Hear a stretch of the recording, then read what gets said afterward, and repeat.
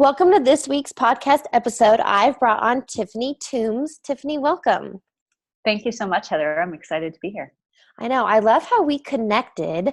Tell the listeners a little bit about you. Where do you live and what do you do?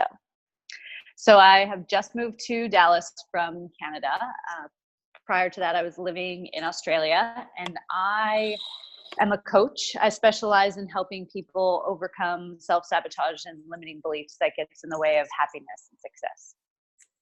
Well, and you shared some with me that it's about clearing weeds of the unconscious mind. And for some, people may not understand what that means or these limiting beliefs. So maybe could you touch on that? Yeah, so I'm a very visual person, so I always find analogies that kind of paint a picture. So I think of the unconscious mind like a garden, and throughout our life, especially between the ages of 0 and 7, there are seeds being planted in this garden. Now, some of these seeds grow into beautiful flowers, and some of these seeds grow into weeds. So whenever we have disempowering patterns of behavior, or things that we know that we shouldn't do, which is really what self-sabotage is. So we have a bad day at work, or we get stressed out and we reach for that tub of ice cream, or we keep dating that person who we know is wrong for us. And for some reason, we just feel like we have to date them. It's like magnets drawing us towards them. That's because seeds have grown into weeds, and those weeds are overpowering the garden. So I used to be the kind of coach who was just like, okay, you're procrastinating, which is obviously a weed, so let's just push you through it, which is really like taking the weed and cutting it where the stem meets the soil. The garden looks pretty for a week or two. That weed ends up growing back. So what I like to do is figure out what's the root of the problem. So why is it that you're procrastinating? What's the belief system that's behind that behavior? And let's pull that whole weed out from the root so that your brain just rewires itself and we get a new outcome moving forward without having to think too hard about it. Well, that's so important because one thing my mom has always taught me is whatever you think you're mad about, that's not what you're mad about. So many people think it's these surface issues and they don't deal with the root. So how do you deal with the root? How do you eliminate? So what we do is, firstly, I'm a big believer in that self-awareness is like the starting place for any change. If you're not truly aware of what the problem is, then we can't change it. So when people come to me for procrastination, for example, it's typically that there's a belief system around not good enough or not worthy, or if I try, I'll fail, or there's this overwhelming fear or self-doubt that is the cause. So then we need to figure out who planted that seed. And sometimes it's multiple people who have planted that seed. And then we actually need to deal with the emotions of that related to that person or that circumstance that planted the seed so that we can resolve it. A lot of people talk about, like, if a bad breakup happens or somebody does something that's disrespectful or rude to them, they just talk about getting over it, except that how most people get over it is they just like push it down, like they shove that skeleton in the closet and then just close the door, and they're like, well, I can't see it, so it's not there, except they haven't actually gained a resolution. So we need to actually address those emotions and face those emotions, learn the lessons that those emotions taught us and that person was meant to teach us, so that we can move forward. How long is the process to go through all this? Are we talking weeks, months, a couple calls? What is it?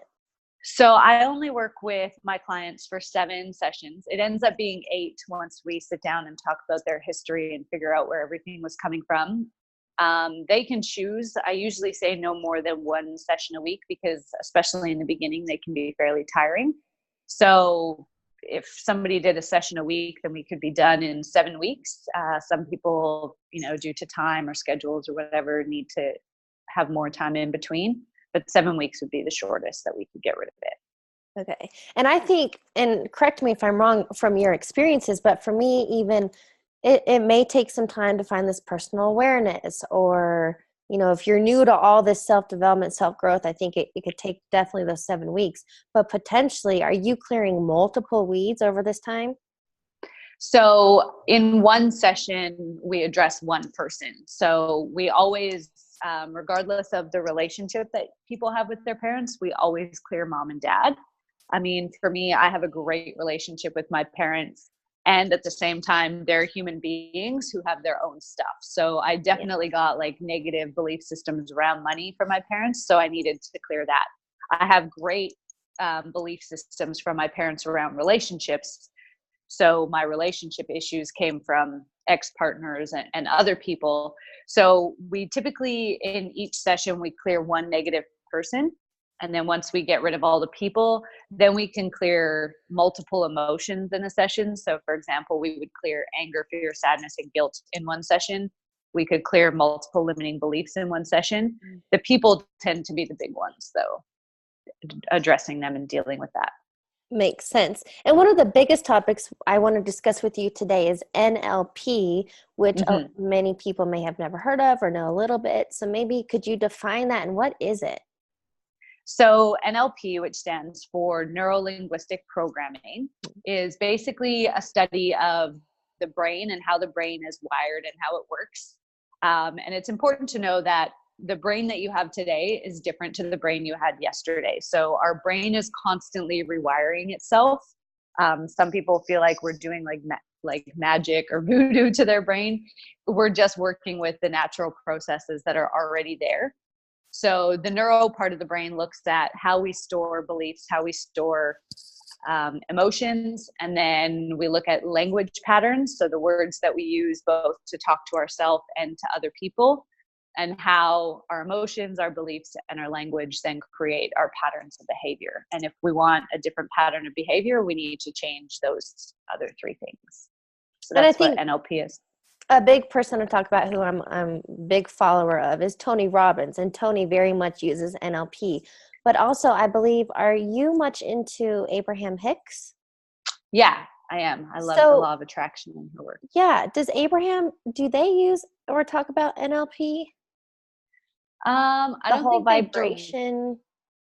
I haven't heard her directly talk about it, although I think that they do really play well together. I talk with a lot of my clients about how like attracts like. And so if you are, if you're attracting angry people or people who are bullying you, that's usually a sign that you bully yourself or you bully other people, or that you have some form of anger that we need to work through. And then we can use NLP processes to move through that. So I think they fit well together. Okay. So let's give some examples some people probably use every day and maybe they're not even aware of. What are some negative language patterns being used that can be replaced? All right. So I'll talk about like the big 4 words, because this is something that I can talk about for days and days on end. So I would say the most negative words that people use are not, or any derivative of not. So don't, can't, try, but, and hope. So I'll talk about them all specifically. It's important to know that we don't communicate with our mind through words. We communicate through pictures. And even when you and I are communicating, we communicate through pictures. So everything that I say or that you say, the listeners are getting a picture in their head. And we have this part of our brain called the reticular activating system, which is basically like our internal GPS or our internal homing device. And whatever picture we put into that reticular activating system is where is what we program the address into. So a lot of people will typically focus on what they don't want in their language, and this is where the not, don't, can't comes in.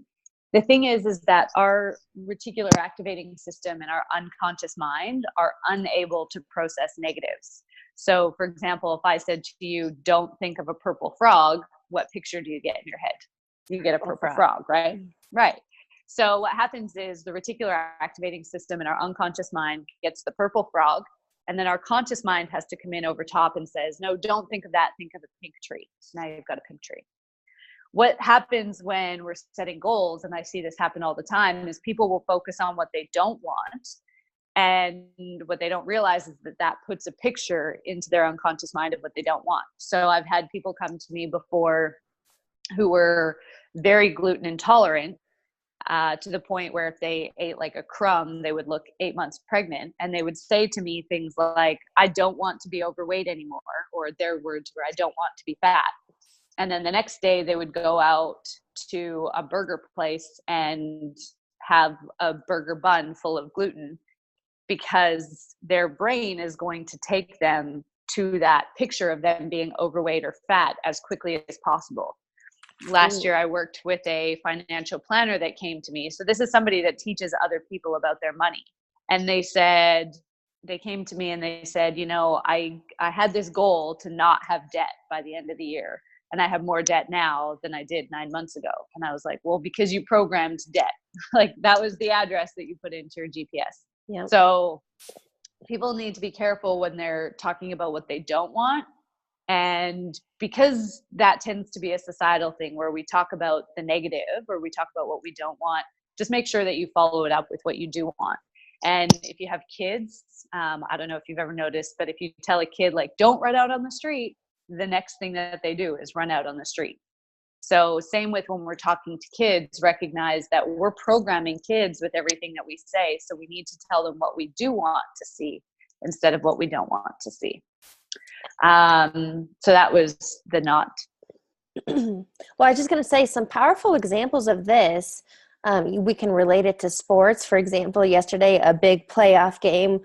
There's so many haters of the Patriots and so much negative energy hating on the Patriots tend to win out.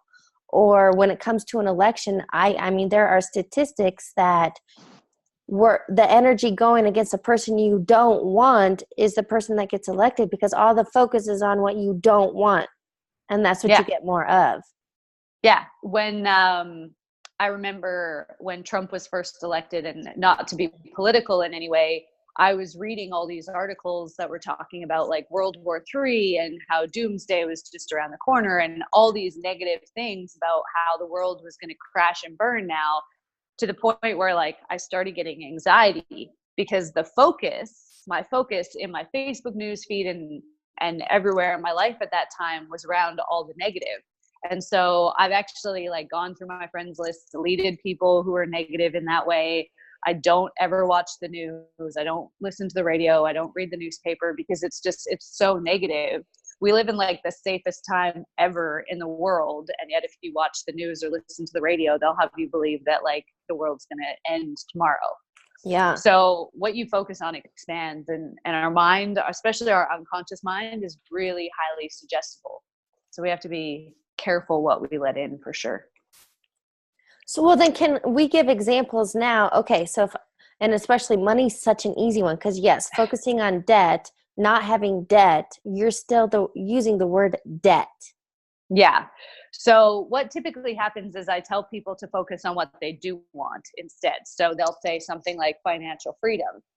Yeah. You can't really get a picture of that in your head, right? It's like putting gas stations into the GPS on your phone. It'll bring up all the gas stations around you. It won't necessarily take you anywhere though.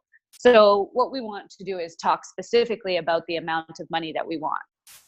Instead of saying, I want more money, recognizing that if you go outside and you see a penny on the ground, your unconscious mind is going to be like, tick, achieve that goal. So we want to be specific. There's a story about how Jim Carrey, before he hit it big, when he was like still a struggling actor, he wrote himself a check for $10 million. And he said, I'm going to cash this one day.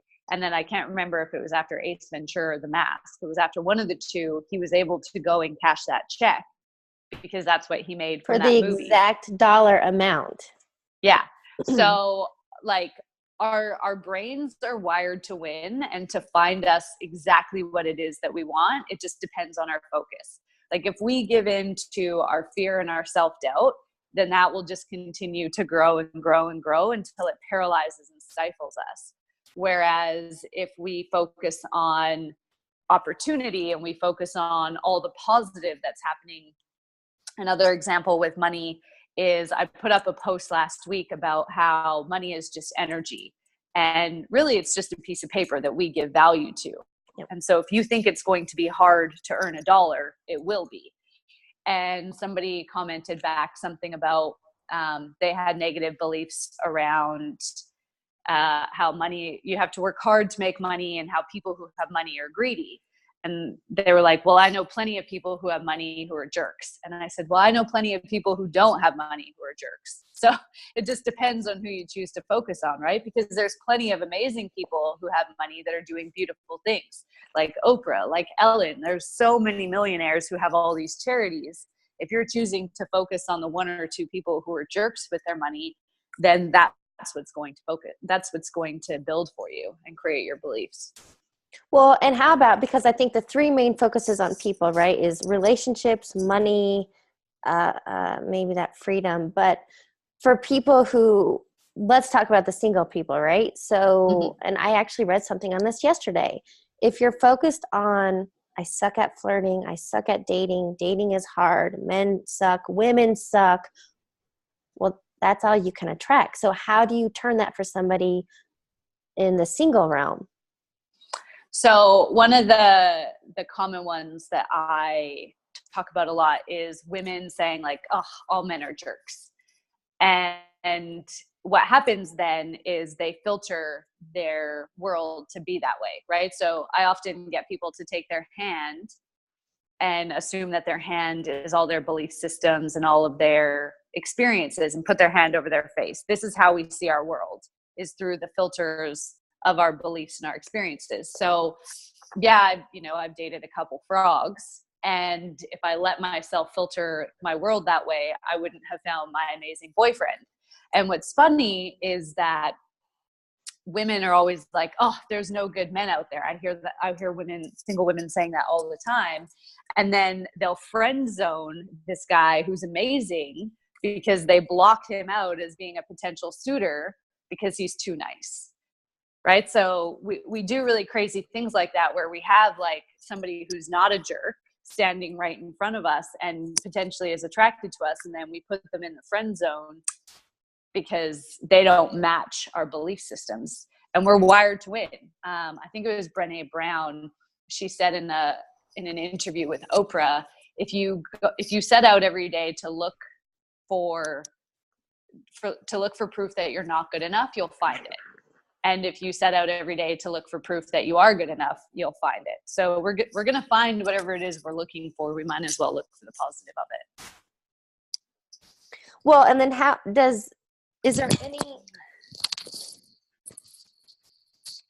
any correlation with NLP and self-sabotage? Definitely. So what I look at in NLP and with self-sabotage, because that's my area of specialty, is that most people, they look at changing the behavior, right? So with New Year's resolutions being the thing right now, people will, force themselves to go to the gym, or they'll force themselves to eat healthy for the first couple weeks of January, or maybe even the first couple months, except they fall off because they haven't addressed the belief system that's causing that behavior. And every behavior is preceded by a belief system. So it's like we're trying to smash a square peg through a round hole with just brute force, when really, if we looked at the reasons that we ate unhealthy food, because our unconscious mind is designed to keep us healthy. So if we're eating a whole bunch of sugar and crap, we have to realize that there's a belief system that's creating that. For a lot of people, and I've worked with people with all sorts of circumstances, sometimes being overweight or eating crappy foods is related to having had an abuse, especially some form of sexual abuse. I've had women who will put on weight to not be attractive to a potential abuser, so that then they don't make themselves a target. I've seen other people who will put on weight because they feel like they get a lot of attention, and they would actually reach their goals if they were thin, because they get all the attention that they want, kind of thing. So we're really good at getting in our own way, because we tend to focus on the negative. I think it's like 80% of our thoughts that we have every day are negative, just to kind of show where our focus is. If someone is listening to this and they are aware now, wow, I do have some deep-rooted beliefs and I want to make some changes in my language and my patterns, do you have like a morning routine or a 5-step guide or something to focus on and work from, and know that it's a daily consistent thing? Yeah. So the first thing, as we've kind of talked about, is to start focusing on what you want. Other words to remove are like the word try. If you look up the word try in the dictionary, it means a feeble attempt. So if I say, I'm going to try and go to the gym tomorrow, I just have told my unconscious mind that I'm not worthy, or I'm not important enough to commit to. So either do or don't. Like, if you don't want to go to the gym tomorrow, then just don't go, right? Don't do it because that's what people tell you should be doing. If you're not going to do it, you might as well just say, I'm not going to do it. Like Yoda says, do or do not. There is no try. The other really important word to give up is the word hope. A lot of people kind of sit back waiting for things to come to them. I hope that person asks me out. I hope I find a really good partner. I hope I make money.